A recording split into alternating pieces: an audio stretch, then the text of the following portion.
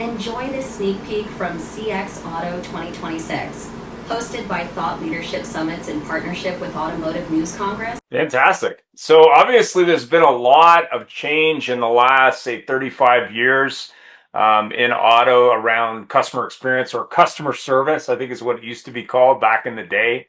Yes. Actually talked to a gentleman, the interviews are up, you can check them out, from General Motors Car Bravo. And he was talking about when he was in a call center 35, 40 years ago, they got physical snail mail and then they read it. And then when they read it, then they would call the dealer and then call the customer and try and work out a solution of the problem. Obviously, it Right. took time.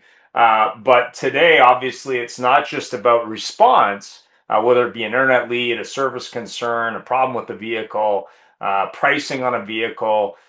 It's really like, how are you communicating with that consumer to make sure that you're retaining them if they're an existing customer, or Right. attracting them if they're not? I mean, Right. what do you think the name of the game on CX is, say, over the last 18 to 24 months versus the last 30 years? I mean, what do you think? Well, I mean, the biggest thing now is that the obviously access to information, communications to and fro via social media. Um, you can almost go live on a podcast and either build a building or torch one.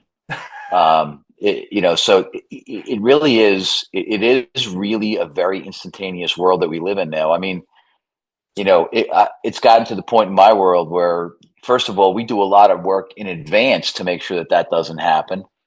I think regardless of all the tools, if you have the philosophy of treating every customer like it's your grandmother or your mom, you're probably going to do a better job, because you wouldn't leave them hanging. You'd expect superior service and satisfaction. So that's where it starts for us. But I think the biggest thing really that, it's become the edge. Manufacturers realize that retaining customers, that's the biggest thing in the last 20 years. Customer retention, and some of the metrics that through, some of the, I guess, analytics that we have nowadays that tell you, we have so many analytics available to us. How many people contact us? How the calls went.